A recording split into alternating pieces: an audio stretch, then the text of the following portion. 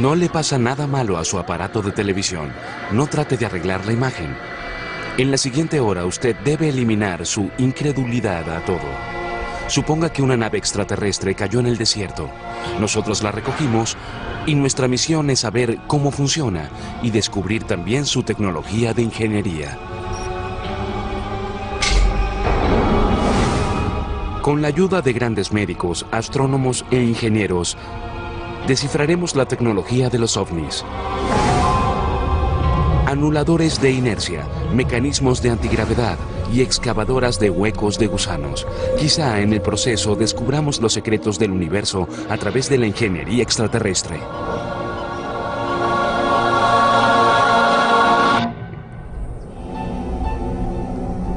Usted está a punto de participar ahora en un ejercicio de la imaginación. Prepárese. Esta es una nave extraterrestre que cayó en el desierto hace unos años. Nos encomendaron la misión de tratar de descifrar su tecnología y ver cómo funciona. Reunimos a un equipo de algunos de los más inteligentes investigadores, médicos, ingenieros y astrónomos para asesorarnos. Paso a paso, nuestros expertos nos llevarán a una gira técnica de esta nave. Desde sus controles y su aerodinámica hasta su sistema de propulsión. Aprenderemos cómo viaja por el espacio y cómo maniobra por el aire. Esta tarea no será fácil, pero sí gratificante. La tecnología extraterrestre está unos siglos, unos milenios adelantada a la nuestra. Cuando se habla de platillos voladores y ovnis, la gente se ríe a tus espaldas y puedes llegar a perder tu carrera. Mi actitud es que uno debe tener una mente abierta. Abre tu mente a la posibilidad de que pueda existir una civilización millones de años más adelantada a la nuestra.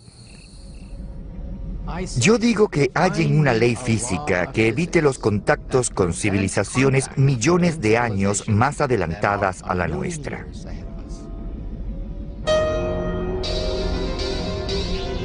No hay necesidad de convencernos a nosotros. Tenemos la prueba. Esta nave es como un examen robado de física avanzada.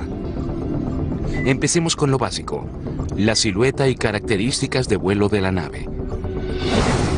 Nuestros extraterrestres hicieron un platillo.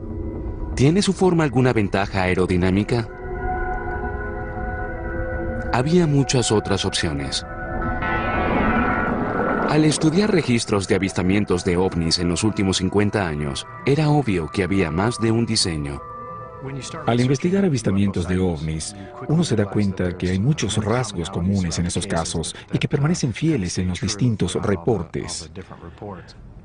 Lo primero es que al pensar en ovnis pensamos en un platillo volador, en la silueta de disco que suele ser de metal y brilla con el sol, y esa es quizá la forma más frecuente. Luego están los ovnis en forma de cigarro. Después, los avistamientos más populares son las luces en el cielo, los globos que brillan y que a veces van muy lento y otras muy rápido. Un triángulo o un boomerang son otras formas comunes de avistamientos.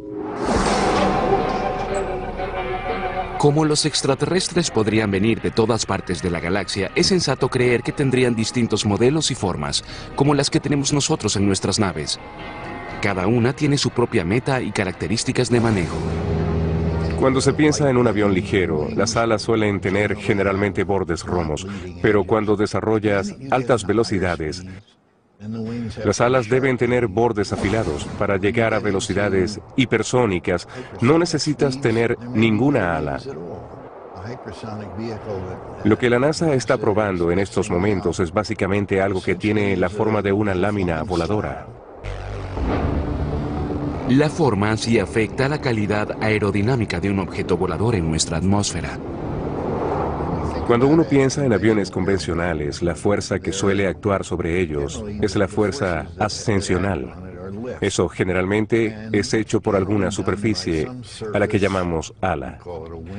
Pero contra la fuerza ascensional actúa la resistencia al avance, y eso es sencillamente el aire que se mueve sobre una superficie y que tiende a impedir su movimiento.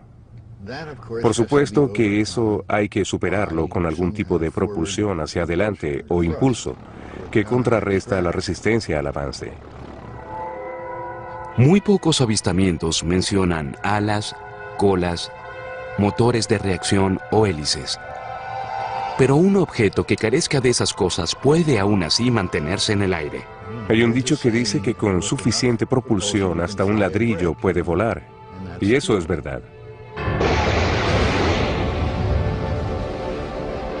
Con suficiente propulsión, una nave puede llegar al espacio.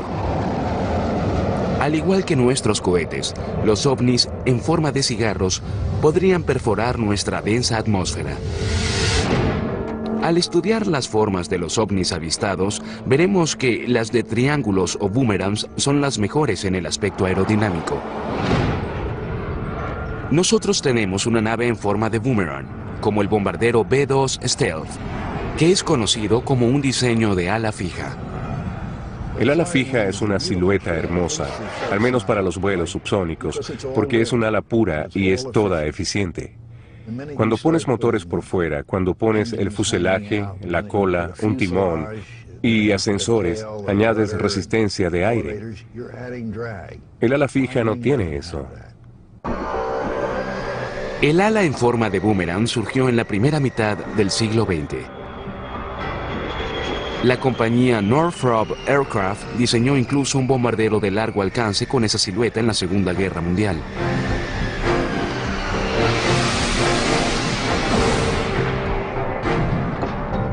Es una coincidencia que el avistamiento que empezó el fenómeno de los ovnis también describió objetos en forma de boomerang.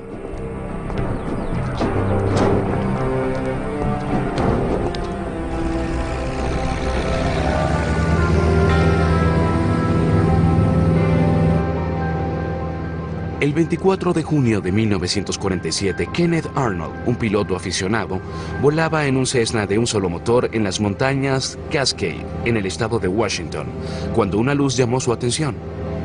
Él dijo haber visto varios objetos metálicos volando en una formación V, a gran velocidad. Arnold fue entrevistado tanto por la prensa como por el FBI y dio comienzo a la era moderna de los objetos voladores no identificados al decir que estos volaban como platillos saltando sobre el agua. Pero no dijo que parecieran unos platillos. Arnold hizo un dibujo para que alguien describiera su silueta y resultó que no era exactamente un platillo, pero ese término se popularizó. La comparación del dibujo de Arnold con un avión Stealth de la Fuerza Aérea Norteamericana revela algunas similitudes. Quizá a los extraterrestres que hicieron naves triangulares también les preocupaba la resistencia del aire en la atmósfera exterior. Claro que en el vacío del espacio no hay resistencia del aire. Al ver otras formas reportadas de ovnis, observamos que a los extraterrestres no les importaba en absoluto la resistencia del aire en nuestra atmósfera. De haberlo hecho, no habrían construido platillos voladores. Los platillos no son estables o fáciles de controlar, al menos para nosotros los humanos. No tienen ninguna superficie particular de control, como los alerones o aletas de un avión, para cambiar de dirección al subir o al girar. Así que es difícil ver por qué este es un diseño ventajoso para volar en cualquier atmósfera.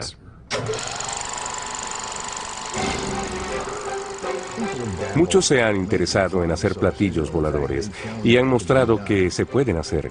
Por lo general tienen forma de platillos con un ventilador grande en el centro. Ellos despegan, vuelan y dan un buen espectáculo. Pero es un avión malo, una superficie muy ineficiente de elevación. Ellos obtienen la mayoría de su impulso del ventilador que sopla aire hacia abajo, casi como un helicóptero. En términos de eficiencia, está en el fondo de la escala en lo que se refiere a mecanismos de elevación. ¿Por qué los extraterrestres harían naves tan ineficientes en el aspecto aerodinámico? La verdad es que podían hacer naves con cualquier forma y éstas volarían gracias a su poderoso sistema de propulsión. Me parece que cuando uno piensa en las cosas que se han reportado, sus sistemas de propulsión deben ser tan poderosos que en realidad no importa qué forma tengan las naves. Estudiaremos más tarde la propulsión de la nave extraterrestre. Pero por ahora, tengamos en cuenta esto. En esta nave, lo aerodinámico es casi obsoleto. Quizá nuestros extraterrestres escogieron el modelo de platillo volador solo porque se ve muy bien. Si su sistema de propulsión es tan poderoso como creemos, ¿cómo sobreviven los extraterrestres a bordo a las fuerzas tan violentas de los cambios abruptos en velocidad que destrozarían a un ser humano? En otras palabras, en la nave debe haber un anulador de inercia. Ahora enviaremos a nuestro equipo para encontrarlo.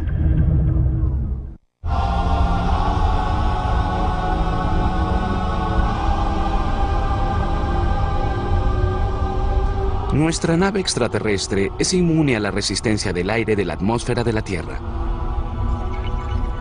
Pero más importante aún, es inmune a los efectos de la inercia, la propiedad universal de la materia que hace que un cuerpo en descanso siga en descanso y uno en movimiento siga en movimiento. Nuestra nave espacial tiene un anulador de inercia. Una suerte de cinturón de seguridad de alta tecnología que evita que todo en el interior de nuestra rápida nave salga por el parabrisas. Al estudiar reportes de ovnis, nuestros expertos pueden entender mejor este equipo extraterrestre. A veces oyes reportes de ovnis, naves o como sea que los describan, que se mueven a cientos o miles de kilómetros por hora por el cielo. A veces giran a la derecha o suben o bajan, cosa que obviamente no ha logrado aún la raza humana. Les ofrecemos esto de los expedientes de ovnis de la Fuerza Aérea Norteamericana. El 6 de diciembre de 1962, en los minutos antes del amanecer, un bombardero B-29 lideró una misión de entrenamiento sobre el Golfo de México. De repente un objeto salió en el radar dirigiéndose al bombardero. Capitán, un demonio viene a 3.800. No, a 4.200 millas náuticas. Eso es casi 8.000 kilómetros por hora. Viene por el este, señor. Un tripulante fue a la ventana derecha de la cabina del piloto y vio una luz blanca y azul. Luego vio 4 señales más en la pantalla. Hay otro más que viene hacia acá. Señor, a esta distancia deben poder verlo. Estos también pasaron a más de 8.000 kilómetros por hora. ¿Qué fue eso? Luego uno de los objetos se separó y empezó a seguir al avión.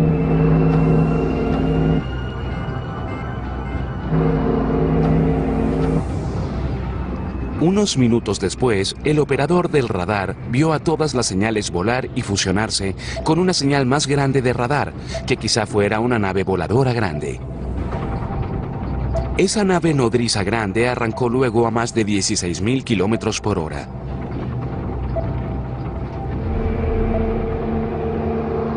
Nuestras naves de entonces y las de ahora no alcanzan esas velocidades. Y aunque pudieran hacerlo, moriríamos al ir tan rápido o al parar de repente o girar tan rápido.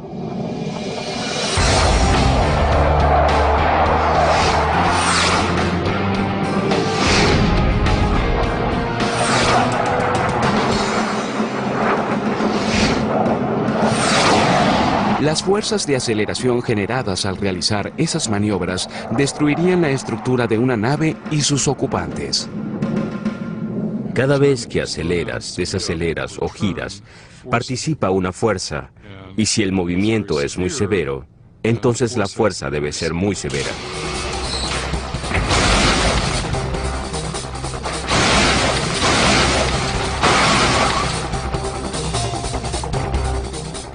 Eso se debe a la inercia.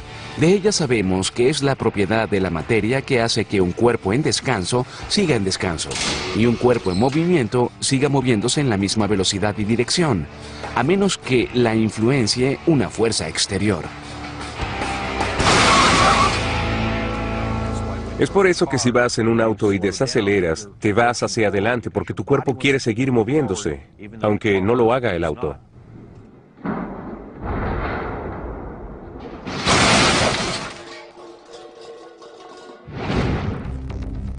Si la nave espacial viaja a más de 8.000 kilómetros por hora y se para de repente, la nave quizás se detenga.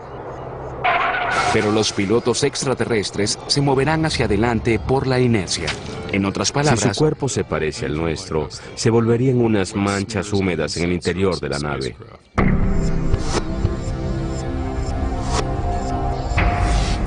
por esa razón el anulador de inercia es necesario. Para entender cómo funcionaría esto, podemos estudiar las investigaciones hechas en más de 100 años de vuelo aquí en la Tierra.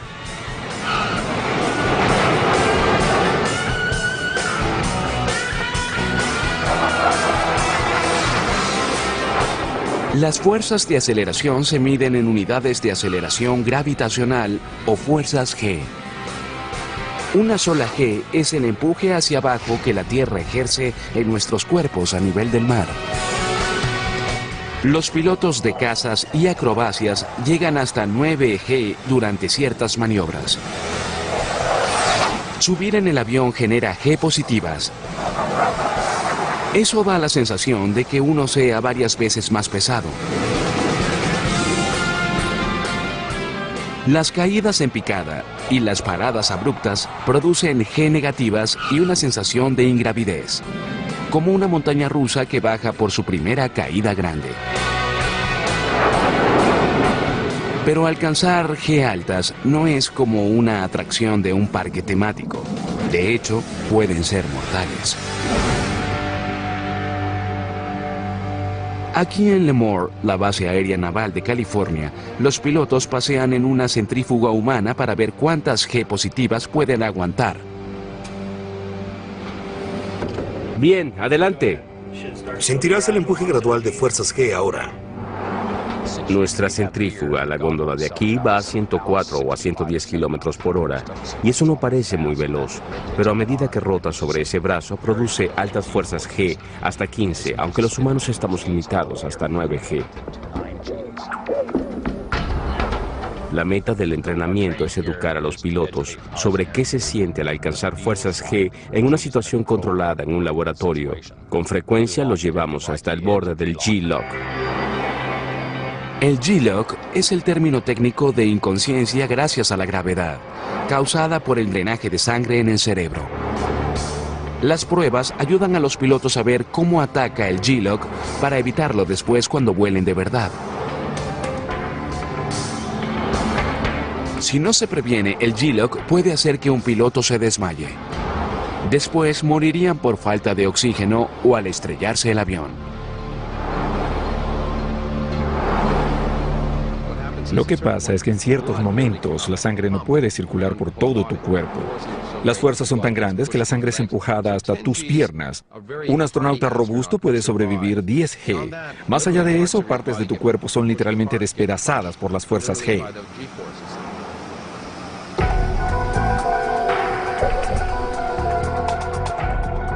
El cuerpo humano es aún más sensible a las fuerzas G negativas. Sabemos mucho de la forma en que las fuerzas G negativas afectan al cuerpo gracias a hombres como el Dr. John Stapp. Él trabajó en la Fuerza Aérea como su propio conejillo de Indias. Se montaba en trineos de cohetes y se lanzaba por una pista grande y era detenido instantáneamente. Eso generaba muchas fuerzas negativas G. En una prueba en 1964, Stapp llegó a la velocidad de 1017 kilómetros antes de detenerse en menos de 2 segundos.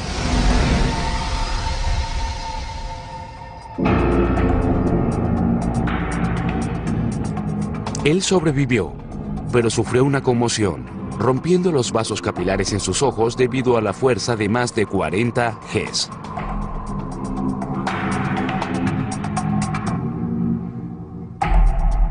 La experiencia de Stapp hizo que desde los asientos eyectores hasta los cinturones de seguridad fueran más seguros, Aunque esas pruebas son severas, no producen las fuerzas G que causarían un paseo en un ovni.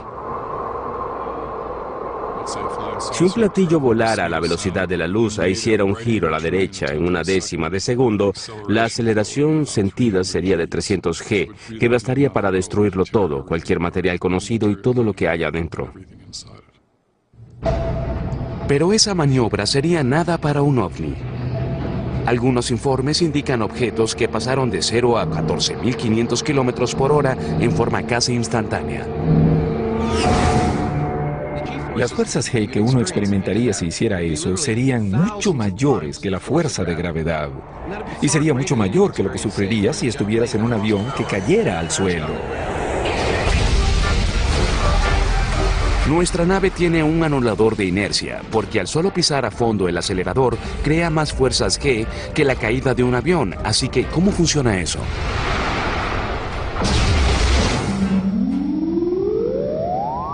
Debe haber algo dentro de la nave que contrarreste esas fuerzas G. Una posibilidad, al menos en principio, es manipular la propia fuerza de gravedad.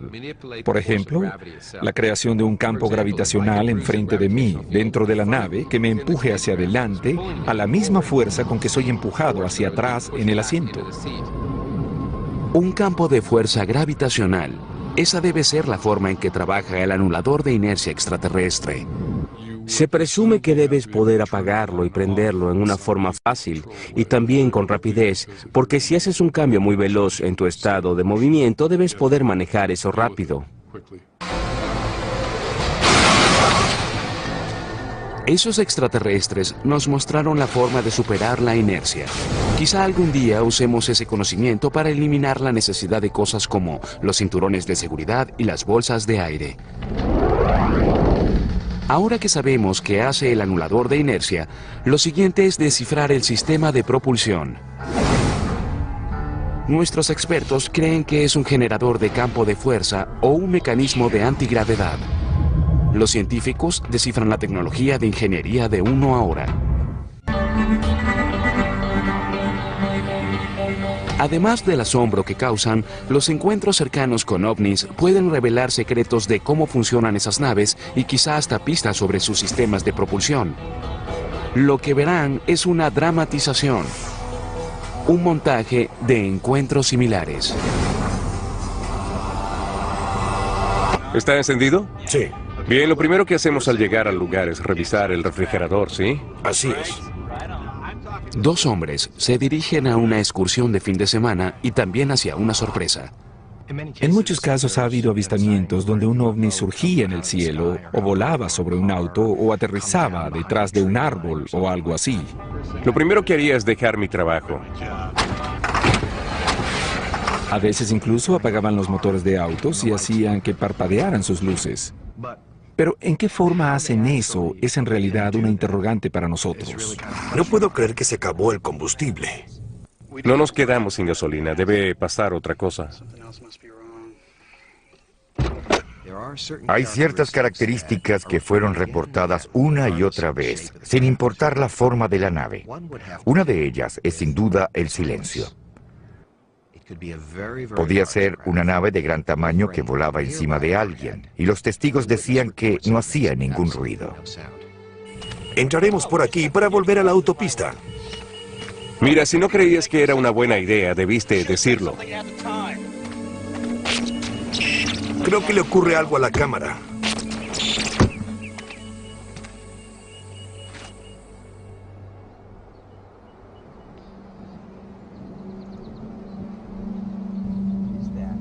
¿Qué es eso? ¿Qué diablos es eso? Bob, ¿qué es eso?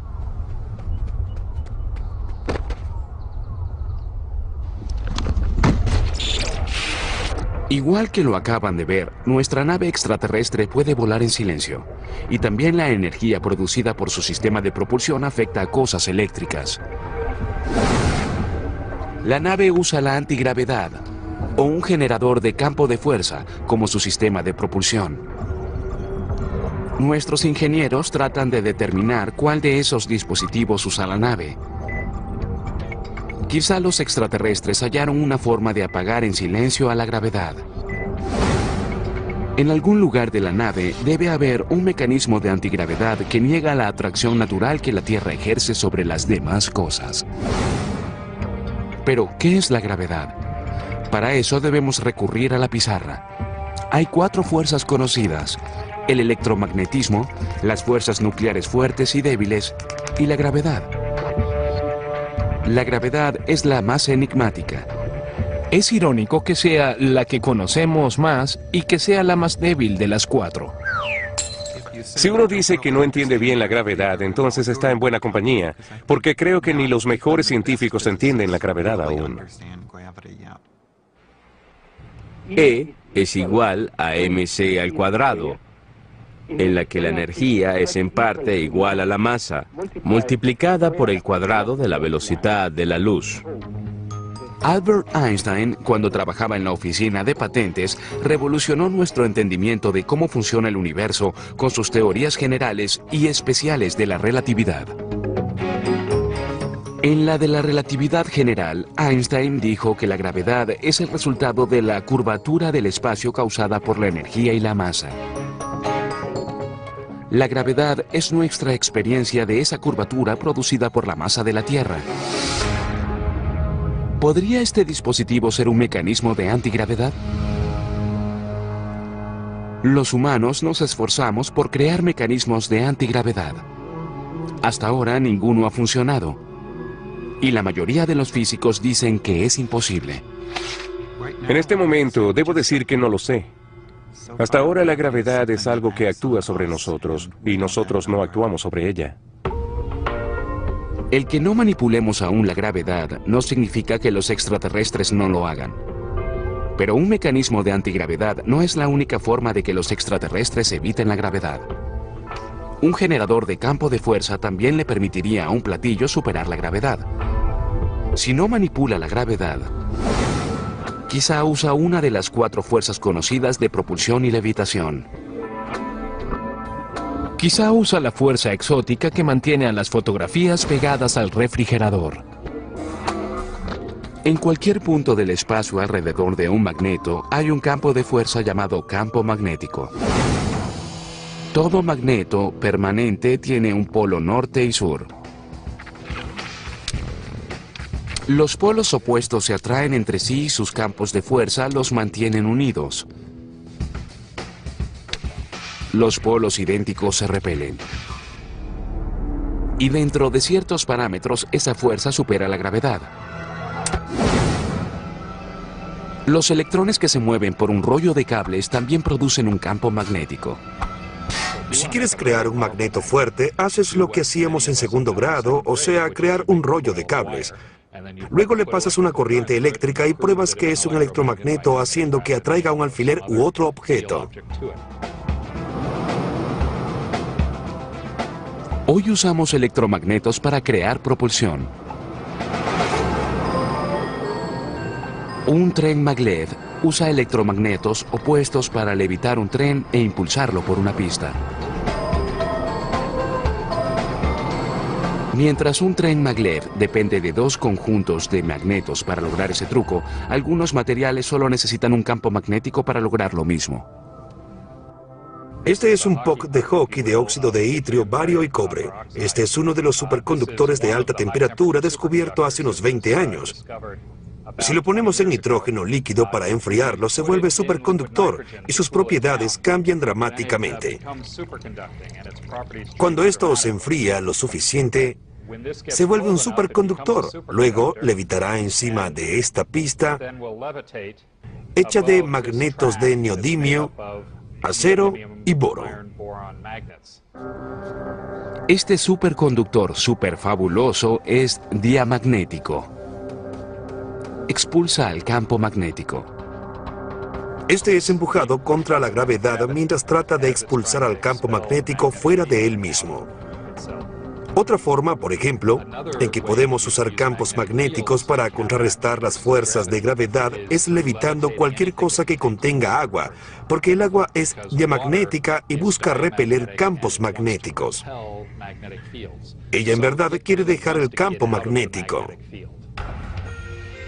Hay seres vivos que pueden ser diamagnéticos, como los sapos.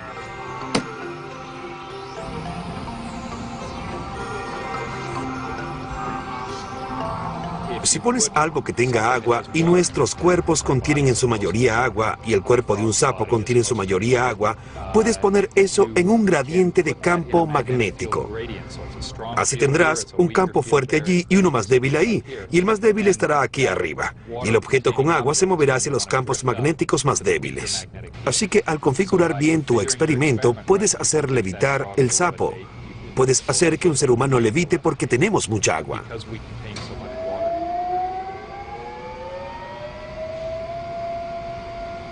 ¿Podría ser esta la forma en que levitan al platillo? ¿Estará la nave hecha de algún material diamagnético? En principio, los campos magnéticos pueden ser usados para impulsar una nave por el aire. Y es natural que al ver la historia de los ovnis se piense en campos magnéticos. El experimento de levitación con la rana funciona porque hay un imán grande justo debajo del sapo. Y así es como podemos hacer que la fuerza magnética sea igual y opuesta a la fuerza gravitacional. Si los ovnis usaban levitación magnética, no solo notaríamos al ovni, sino también al imán grande que arrastrarían por debajo del platillo. Así que no creo que eso sería lo que usaban ellos. La nave extraterrestre no vuela sobre un imán grande, pero la propia Tierra genera un campo magnético. Por eso las agujas de las brújulas apuntan hacia el norte. Quizá la nave extraterrestre usa el campo magnético de la Tierra para propulsarse en nuestra atmósfera. Pero el campo magnético de la Tierra es muy débil. Estamos a pocos premios Nobel de levitar una nave con un generador de campo de fuerza. Pero recuerden que un campo de fuerza repelente electromagnético o un mecanismo de antigravedad podrían resolver los retos gravitacionales encarados por los extraterrestres. Y un mecanismo de antigravedad es lo que esta nave extraterrestre lleva después de todo. Su mecanismo de antigravedad manipula la gravedad de la Tierra, revirtiéndola contra sí misma y la concentra para sustentar a la nave en una onda gravitacional. Esta puede ir en la dirección que quiera. Ahora que sabemos que la nave iguala las maniobras acrobáticas de los reportes más asombrosos de ovnis, nos fijaremos en los mecanismos que le permiten viajar por el universo. Nuestra nave extraterrestre usa una forma exótica de viajar por el espacio a través de las galaxias, porque no podría hacer eso con la energía de los combustibles de cohetes. El espacio es sencillamente muy grande, demasiado grande. Observen nuestro sistema solar. Si nuestro sistema fuera de un pie de largo, aquí está el Sol. Y aquí la órbita de Plutón. Y uno preguntaría, ¿dónde están las estrellas más cercanas? Estarían a kilómetros de distancia. Después de nuestro Sol, la estrella más cercana está en el sistema Alpha Centauri, a más de 4 años luz de distancia. Eso significa que, aun si la nave extraterrestre viajara a la velocidad de la luz, a unos 300.000 kilómetros por segundo, tardaría unos 4 años en llegar a Alpha Centauri desde aquí. Y aun si fuéramos allí, quizá no hallaríamos a nadie. Los científicos calculan con optimismo que el planeta habitable más cercano está a 45 años luz de distancia.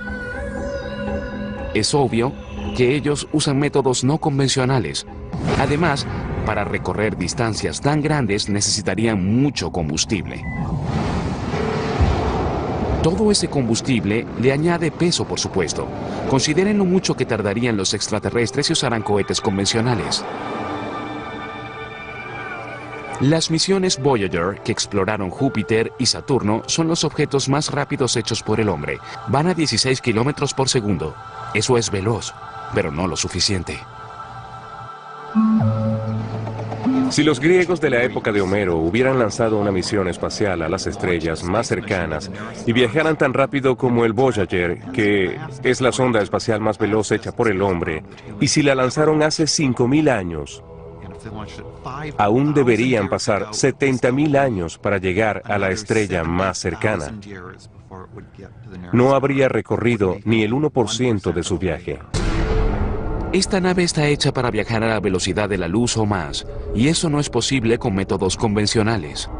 Para lograr esa meta, los extraterrestres debían romper alguna ley de la física, porque Albert Einstein no les permitiría ir tan rápido en la forma antigua.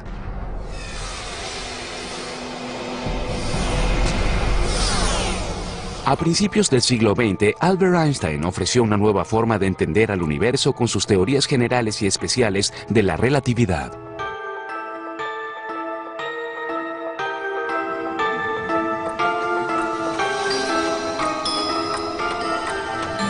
Einstein teorizó que el tiempo es relativo a través del espacio. Es viscoso y flexible. Uno de los raros efectos secundarios de viajar cerca de la velocidad de la luz es algo conocido como dilación del tiempo. Según Einstein, mientras más te acerques a la velocidad de la luz, más lento irán los relojes de tu nave. Así que el tiempo se le pasa a uno más lento. Por eso si tienes a alguien acercándose a un 80 o 90% de la velocidad de la luz, el tiempo para él pasaría muy lento. Si lanzamos un cohete de la Tierra en un viaje de ida y vuelta a Alpha Centauri, viajando cerca de la velocidad de la luz, pasarían años en la Tierra antes que volviera a esa misión. Pero en la nave espacial solo habrían pasado unas semanas. La tripulación solo habría envejecido unas semanas, y el generador de vuelo indicaría que fue un viaje corto. No es ciencia ficción, es cierto. Podemos probarlo en laboratorios no avanzados de física en todo el mundo y funciona. Es cierto que los relojes sí irían más despacio para un observador que vea a alguien viajando cerca de la velocidad de la luz. Esto es grandioso, pero también es un problema si una nave hace un viaje de regreso y tarda 5 años en terminarlo, pero llega 50.000 años más tarde a su base.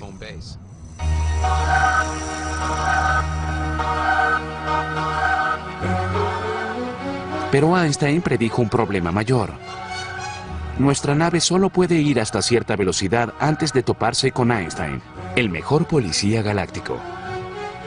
Einstein dijo que hay un límite de velocidad universal. No es posible viajar más rápido que la velocidad de la luz, porque a esa velocidad las leyes de la física alteran la masa. A medida que los objetos suben su velocidad para acercarse más a la velocidad de la luz, aumentan su masa. Si tomo un átomo y lo acelero a la mitad de la velocidad de la luz con combustible de cohete, la cantidad de combustible requerida sería mayor que toda la masa visible del universo. Como nuestra nave estaría hecha de átomos, tendría el mismo problema.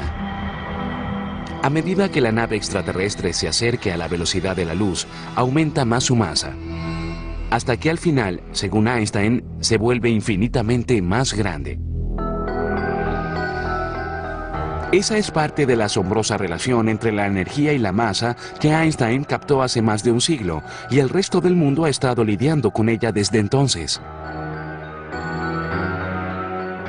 Pareciera que esto fuera un muro que impidiera que nuestros extraterrestres viajaran por la galaxia, pero en verdad no lo es.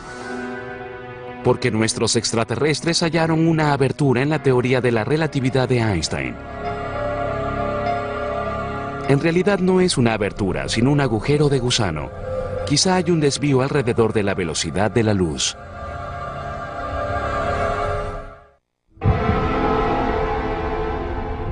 Nuestro equipo analiza el exterior de nuestra nave extraterrestre mientras también lucha para entender cómo funcionan sus mecanismos interiores. Pero nuestros técnicos hicieron un gran hallazgo. Entraron en lo que llamaríamos el sistema de guía computarizado. Parece que ellos tienen un mapa del universo.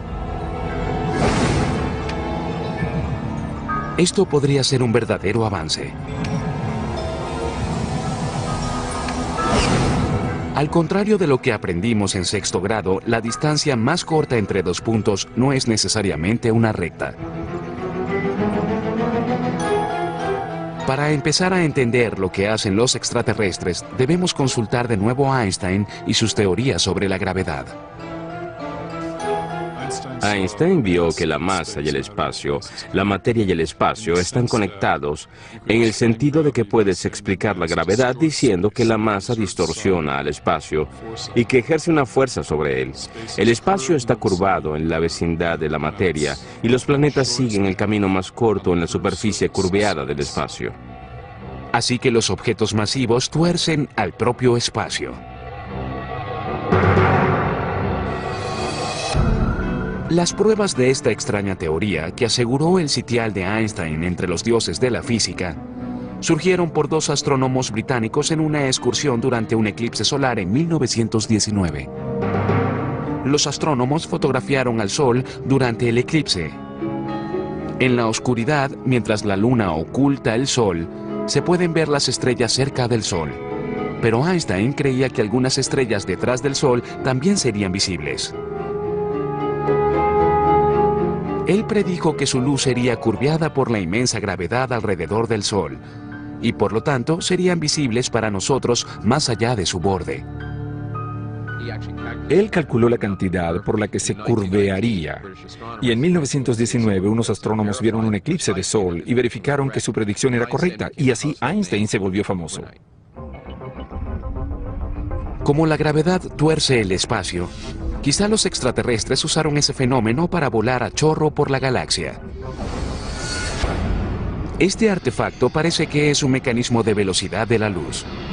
Si pudieras manipular al espacio, podrías expandirlo detrás de ti y contraerlo enfrente de ti. Y podrías construir un mecanismo de velocidad de la luz que tuerce el espacio al manipularlo enfrente y detrás de ti.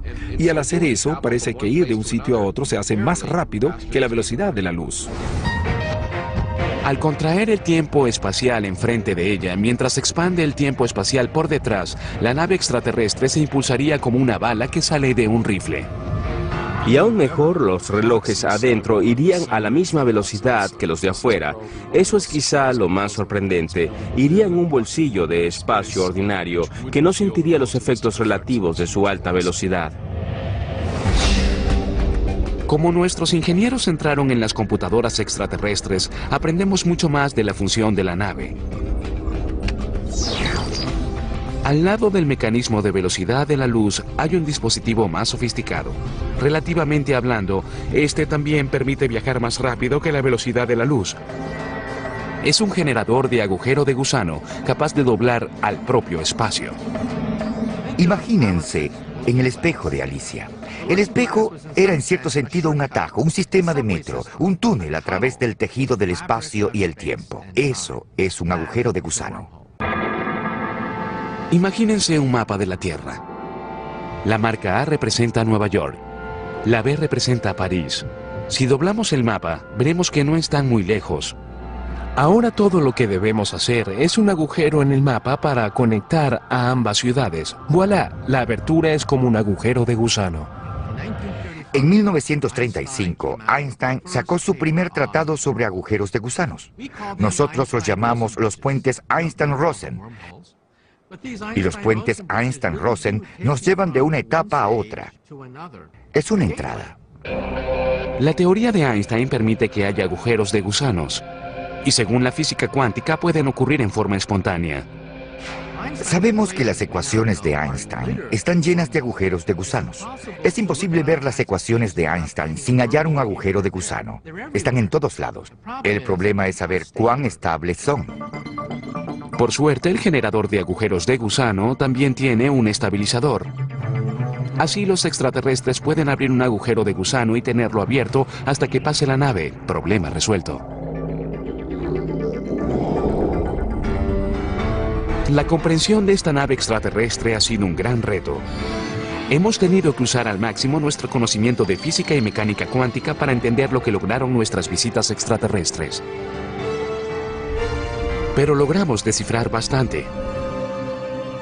Un ejemplo es su forma de desafiar la gravedad y la inercia, y cómo elude la velocidad de la luz para cruzar el universo.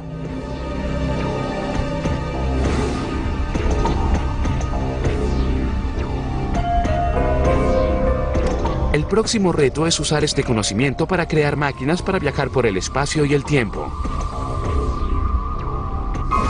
Y ver a los extraterrestres en su terreno, no como estudiantes u objetos, sino de igual a igual.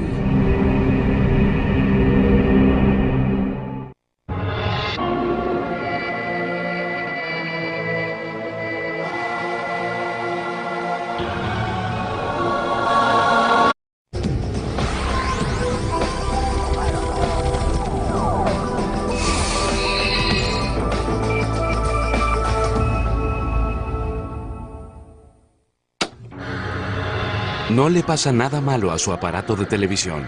No trate de arreglar la imagen. En la siguiente hora usted debe eliminar su incredulidad a todo. Suponga que una nave extraterrestre cayó en el desierto. Nosotros la recogimos y nuestra misión es saber cómo funciona y descubrir también su tecnología de ingeniería.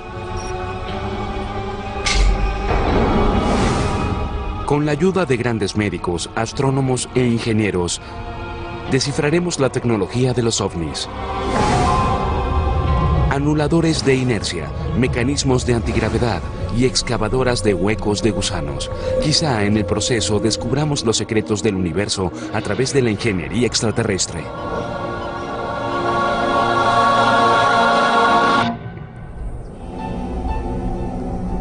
Usted está a punto de participar ahora en un ejercicio de la imaginación. Prepárese. Esta es una nave extraterrestre que cayó en el desierto hace unos años. Nos encomendaron la misión de tratar de descifrar su tecnología y ver cómo funciona. Reunimos a un equipo de algunos de los más inteligentes investigadores, médicos, ingenieros y astrónomos para asesorarnos. Paso a paso, nuestros expertos nos llevarán a una gira técnica de esta nave. Desde sus controles y su aerodinámica hasta su sistema de propulsión. Aprenderemos cómo viaja por el espacio y cómo maniobra por el aire.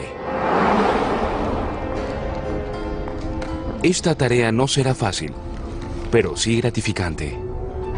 La tecnología extraterrestre está unos siglos, unos milenios adelantada a la nuestra. Cuando se habla de platillos voladores y ovnis, la gente se ríe a tus espaldas y puedes llegar a perder tu carrera. Mi actitud es que uno debe tener una mente abierta. Abre tu mente a la posibilidad de que pueda existir una civilización millones de años más adelantada a la nuestra. Yo digo que hallen una ley física que evite los contactos con civilizaciones millones de años más adelantadas a la nuestra.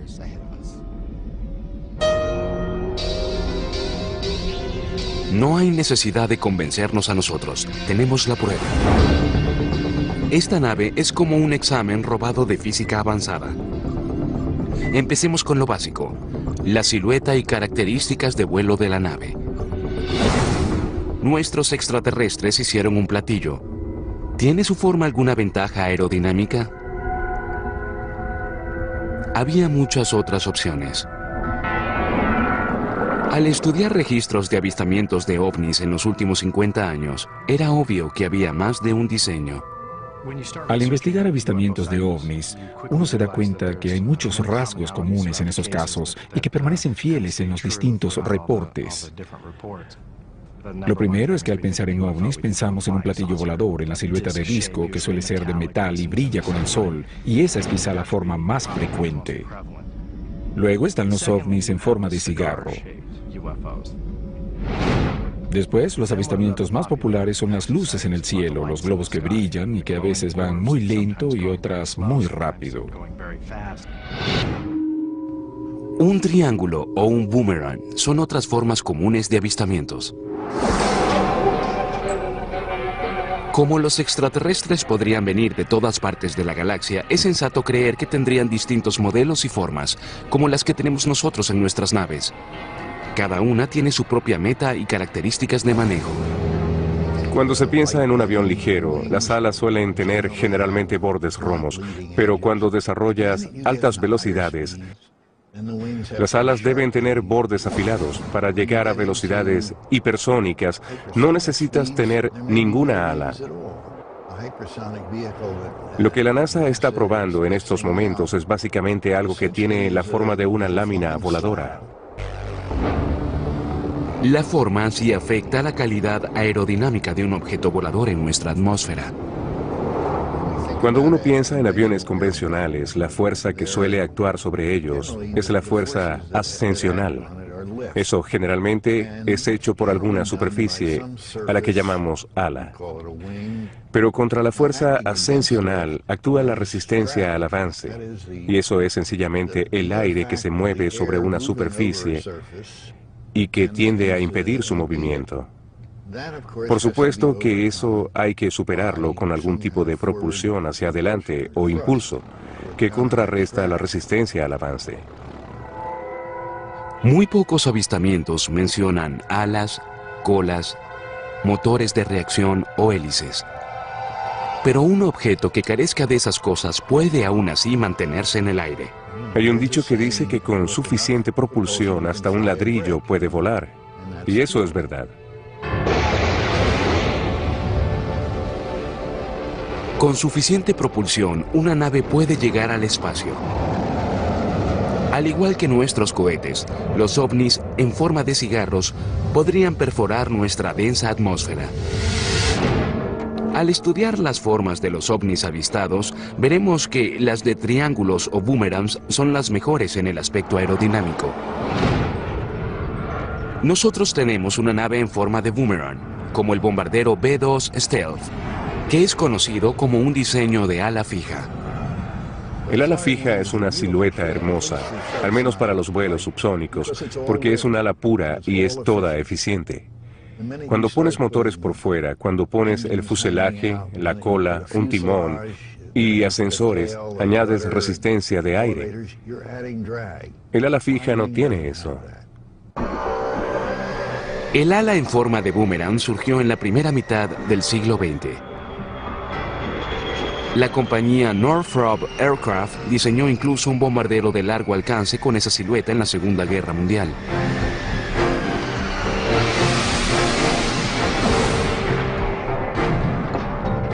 Es una coincidencia que el avistamiento que empezó el fenómeno de los ovnis también describió objetos en forma de boomerang.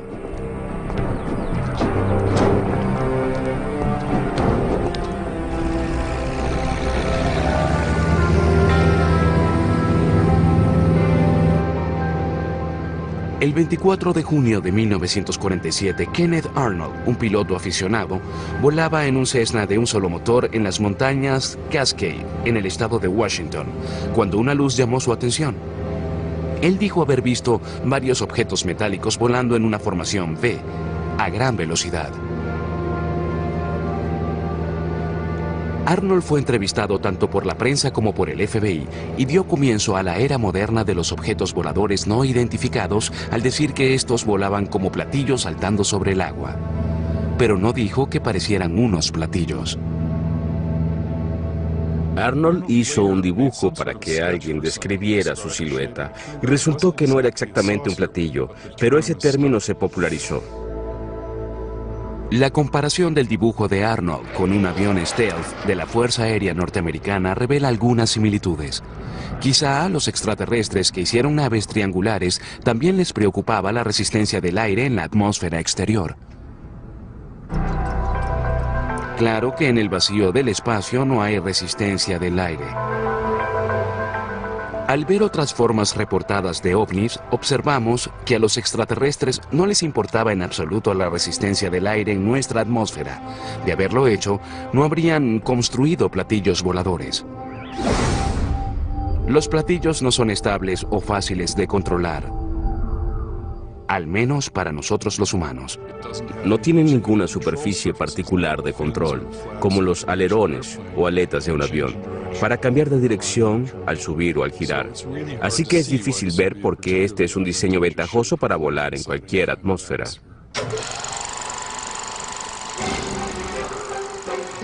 Muchos se han interesado en hacer platillos voladores y han mostrado que se pueden hacer. Por lo general tienen forma de platillos con un ventilador grande en el centro. Ellos despegan, vuelan y dan un buen espectáculo.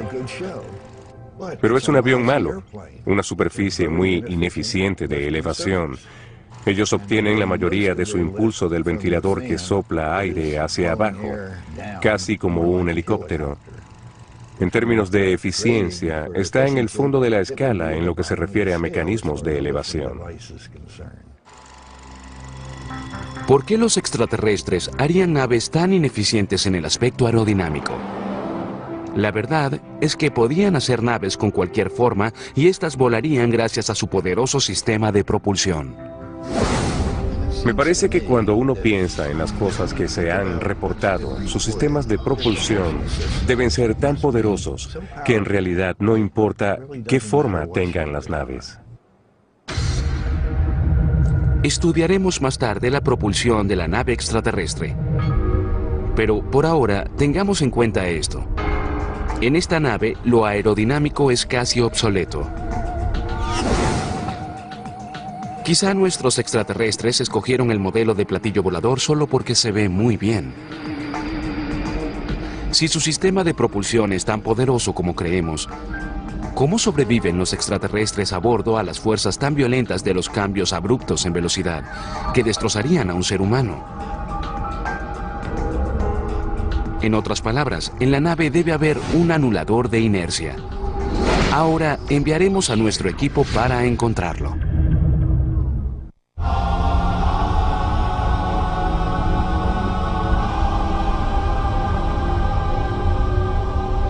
Nuestra nave extraterrestre es inmune a la resistencia del aire de la atmósfera de la Tierra. Pero más importante aún, es inmune a los efectos de la inercia. La propiedad universal de la materia que hace que un cuerpo en descanso siga en descanso y uno en movimiento siga en movimiento. Nuestra nave espacial tiene un anulador de inercia. Una suerte de cinturón de seguridad de alta tecnología que evita que todo en el interior de nuestra rápida nave salga por el parabrisas. Al estudiar reportes de ovnis, nuestros expertos pueden entender mejor este equipo extraterrestre. A veces oyes reportes de ovnis, naves o como sea que los describan, que se mueven a cientos o miles de kilómetros por hora por el cielo. A veces giran a la derecha o suben o bajan, cosa que obviamente no ha logrado aún la raza humana. Les ofrecemos esto de los expedientes de ovnis de la Fuerza Aérea Norteamericana. El 6 de diciembre de 1962, en los minutos antes del amanecer, un bombardero B-29 lideró una misión de entrenamiento sobre el Golfo de México. De repente un objeto salió en el radar dirigiéndose al bombardero. Capitán, un demonio viene a 3.800. No, a 4.200 millas náuticas. Eso es casi 8.000 kilómetros por hora. Viene por el este, señor.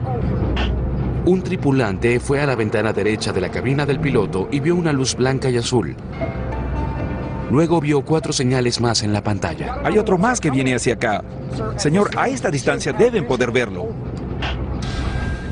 Estos también pasaron a más de 8.000 kilómetros por hora. ¿Qué fue eso? Luego uno de los objetos se separó y empezó a seguir al avión.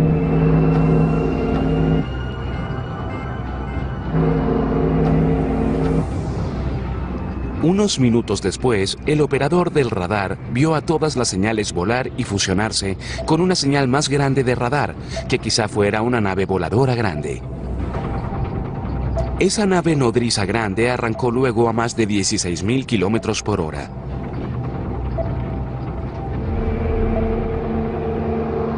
Nuestras naves de entonces y las de ahora no alcanzan esas velocidades. Y aunque pudieran hacerlo, moriríamos al ir tan rápido o al parar de repente o girar tan rápido.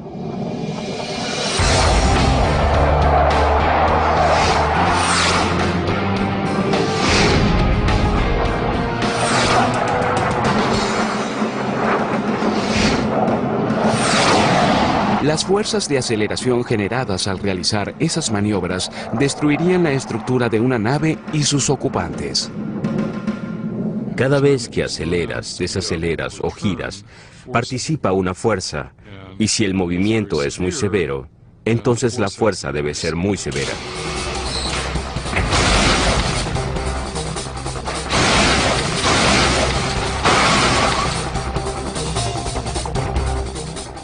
Eso se debe a la inercia. De ella sabemos que es la propiedad de la materia que hace que un cuerpo en descanso siga en descanso y un cuerpo en movimiento siga moviéndose en la misma velocidad y dirección, a menos que la influencie una fuerza exterior.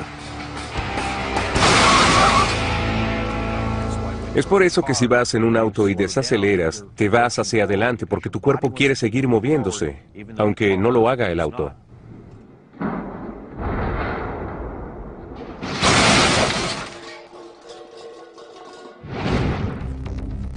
Si la nave espacial viaja a más de 8.000 kilómetros por hora y se para de repente, la nave quizás se detenga.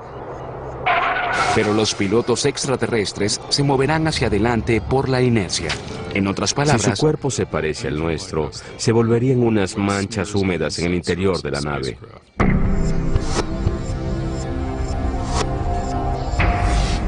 por esa razón el anulador de inercia es necesario. Para entender cómo funcionaría esto, podemos estudiar las investigaciones hechas en más de 100 años de vuelo aquí en la Tierra.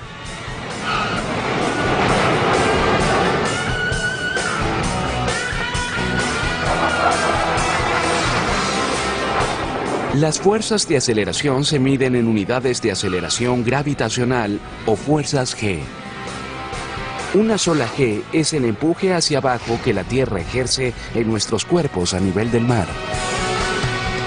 Los pilotos de cazas y acrobacias llegan hasta 9G durante ciertas maniobras. Subir en el avión genera G positivas.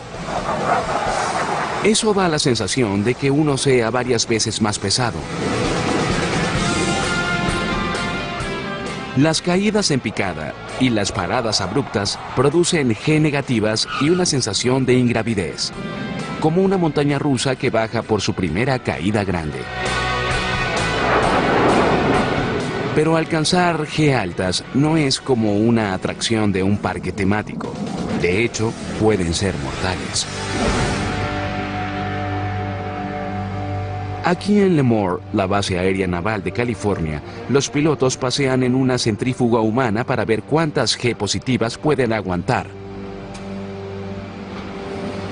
Bien, adelante.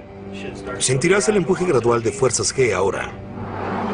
Nuestra centrífuga, la góndola de aquí, va a 104 o a 110 kilómetros por hora. Y eso no parece muy veloz. Pero a medida que rota sobre ese brazo, produce altas fuerzas G hasta 15, aunque los humanos estamos limitados hasta 9G. La meta del entrenamiento es educar a los pilotos sobre qué se siente al alcanzar fuerzas G en una situación controlada en un laboratorio. Con frecuencia los llevamos hasta el borde del G-Lock. El G-Lock es el término técnico de inconsciencia gracias a la gravedad, causada por el drenaje de sangre en el cerebro. Las pruebas ayudan a los pilotos a ver cómo ataca el G-Lock para evitarlo después cuando vuelen de verdad. Si no se previene, el G-Lock puede hacer que un piloto se desmaye. Después morirían por falta de oxígeno o al estrellarse el avión.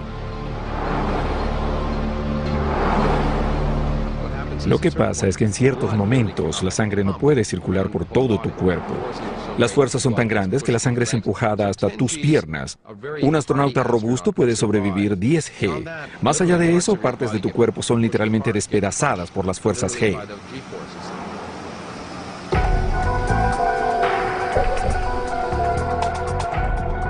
El cuerpo humano es aún más sensible a las fuerzas G negativas. Sabemos mucho de la forma en que las fuerzas G negativas afectan al cuerpo gracias a hombres como el Dr. John Stapp. Él trabajó en la Fuerza Aérea como su propio conejillo de Indias. Se montaba en trineos de cohetes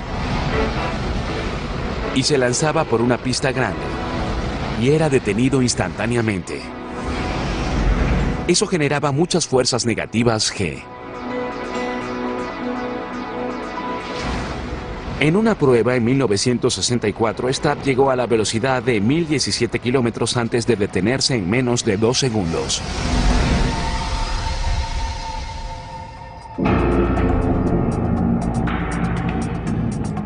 Él sobrevivió, pero sufrió una conmoción, rompiendo los vasos capilares en sus ojos debido a la fuerza de más de 40 Gs.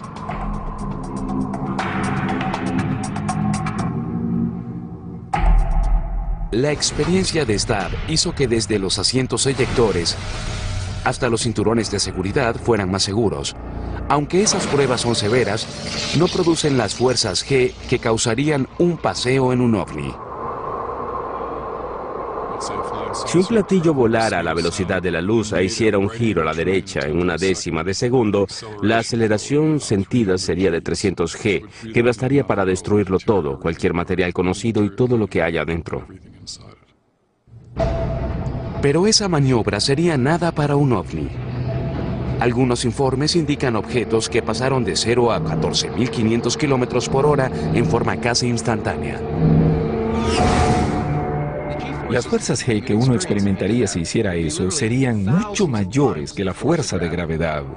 Y sería mucho mayor que lo que sufrirías si estuvieras en un avión que cayera al suelo. Nuestra nave tiene un anulador de inercia, porque al solo pisar a fondo el acelerador, crea más fuerzas G que la caída de un avión. Así que, ¿cómo funciona eso?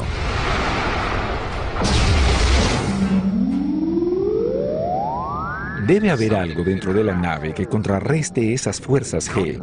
Una posibilidad, al menos en principio, es manipular la propia fuerza de gravedad. Por ejemplo, la creación de un campo gravitacional enfrente de mí, dentro de la nave, que me empuje hacia adelante a la misma fuerza con que soy empujado hacia atrás en el asiento. Un campo de fuerza gravitacional. Esa debe ser la forma en que trabaja el anulador de inercia extraterrestre. Se presume que Los vuelos subsónicos, porque es un ala pura y es toda eficiente.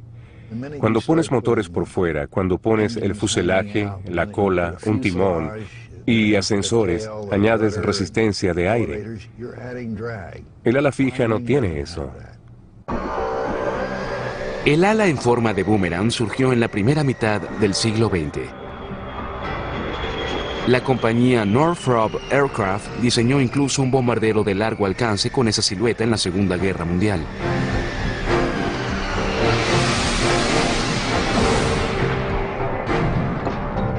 Es una coincidencia que el avistamiento que empezó el fenómeno de los ovnis también describió objetos en forma de boomerang.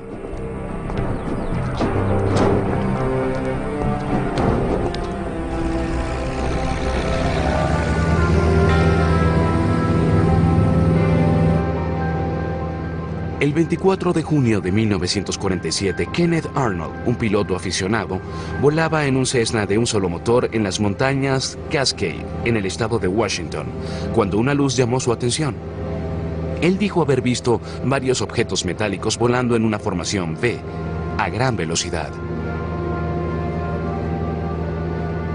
Arnold fue entrevistado tanto por la prensa como por el FBI y dio comienzo a la era moderna de los objetos voladores no identificados al decir que estos volaban como platillos saltando sobre el agua. Pero no dijo que parecieran unos platillos. Arnold hizo un dibujo para que alguien describiera su silueta y resultó que no era exactamente un platillo, pero ese término se popularizó. La comparación del dibujo de Arnold con un avión stealth de la Fuerza Aérea Norteamericana revela algunas similitudes. Quizá a los extraterrestres que hicieron naves triangulares también les preocupaba la resistencia del aire en la atmósfera exterior. Claro que en el vacío del espacio no hay resistencia del aire. En un avión ligero, las alas suelen tener generalmente bordes romos, pero cuando desarrollas altas velocidades, las alas deben tener bordes afilados. Para llegar a velocidades hipersónicas, no necesitas tener ninguna ala. Lo que la NASA está probando en estos momentos es básicamente algo que tiene la forma de una lámina voladora.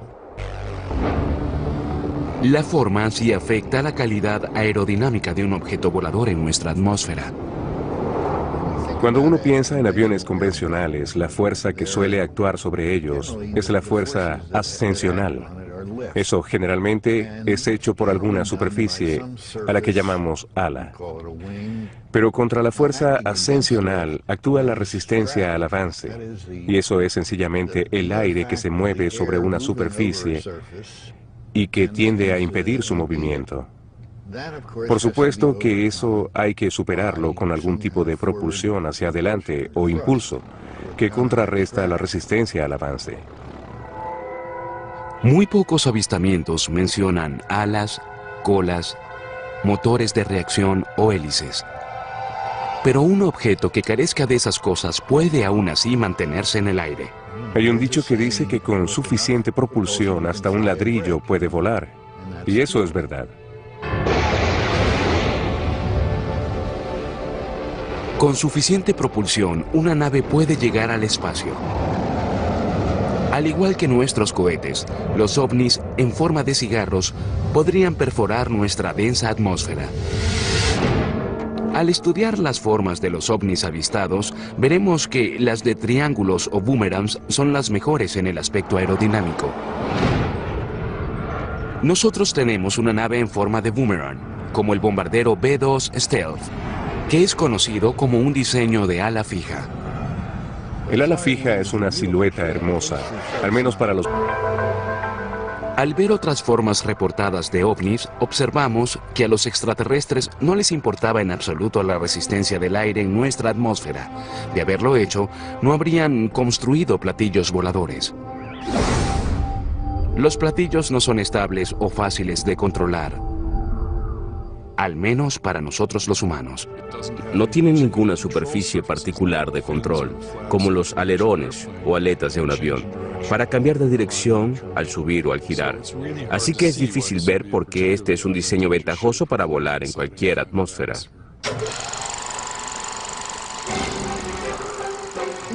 Muchos se han interesado en hacer platillos voladores y han mostrado que se pueden hacer. Por lo general tienen forma de platillos con un ventilador grande en el centro. Ellos despegan, vuelan y dan un buen espectáculo. Pero es un avión malo, una superficie muy ineficiente de elevación. Ellos obtienen la mayoría de su impulso del ventilador que sopla aire hacia abajo, casi como un helicóptero. En términos de eficiencia, está en el fondo de la escala en lo que se refiere a mecanismos de elevación. ¿Por qué los extraterrestres harían naves tan ineficientes en el aspecto aerodinámico? La verdad es que podían hacer naves con cualquier forma y éstas volarían gracias a su poderoso sistema de propulsión. Me parece que cuando uno piensa en las cosas que se han reportado, sus sistemas de propulsión deben ser tan poderosos que en realidad no importa qué forma tengan las naves. Estudiaremos más tarde la propulsión de la nave extraterrestre. Pero por ahora, tengamos en cuenta esto. En esta nave, lo aerodinámico es casi obsoleto.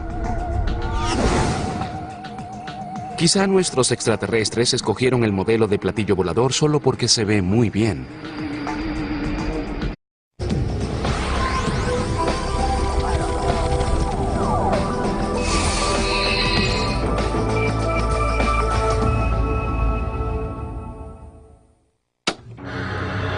No le pasa nada malo a su aparato de televisión. No trate de arreglar la imagen. En la siguiente hora usted debe eliminar su incredulidad a todo. Suponga que una nave extraterrestre cayó en el desierto. Nosotros la recogimos y nuestra misión es saber cómo funciona y descubrir también su tecnología de ingeniería. Con la ayuda de grandes médicos, astrónomos e ingenieros, descifraremos la tecnología de los ovnis. Anuladores de inercia, mecanismos de antigravedad y excavadoras de huecos de gusanos. Quizá en el proceso descubramos los secretos del universo a través de la ingeniería extraterrestre.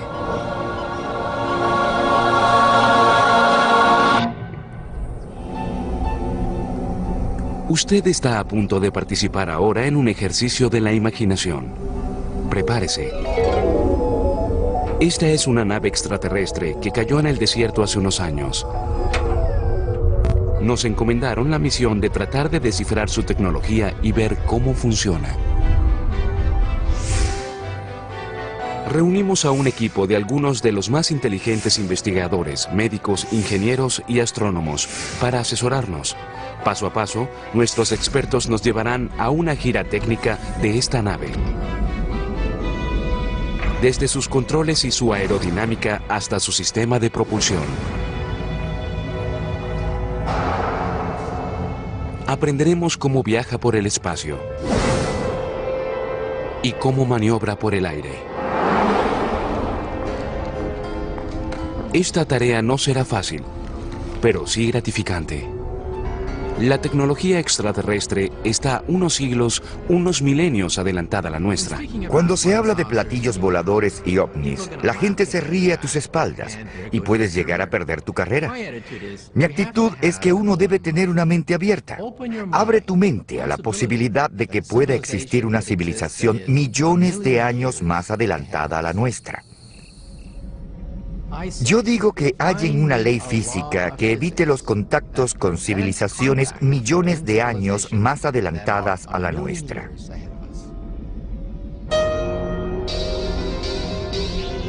No hay necesidad de convencernos a nosotros, tenemos la prueba. Esta nave es como un examen robado de física avanzada.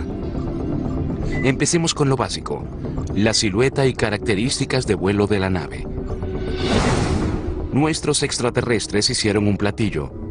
¿Tiene su forma alguna ventaja aerodinámica? Había muchas otras opciones. Al estudiar registros de avistamientos de ovnis en los últimos 50 años, era obvio que había más de un diseño. Al investigar avistamientos de ovnis, uno se da cuenta que hay muchos rasgos comunes en esos casos y que permanecen fieles en los distintos reportes. Lo primero es que al pensar en ovnis pensamos en un platillo volador, en la silueta de disco que suele ser de metal y brilla con el sol, y esa es quizá la forma más frecuente. Luego están los ovnis en forma de cigarro. Después, los avistamientos más populares son las luces en el cielo, los globos que brillan y que a veces van muy lento y otras muy rápido. Un triángulo o un boomerang son otras formas comunes de avistamientos. Como los extraterrestres podrían venir de todas partes de la galaxia, es sensato creer que tendrían distintos modelos y formas, como las que tenemos nosotros en nuestras naves. Cada una tiene su propia meta y características de manejo. Cuando se piensa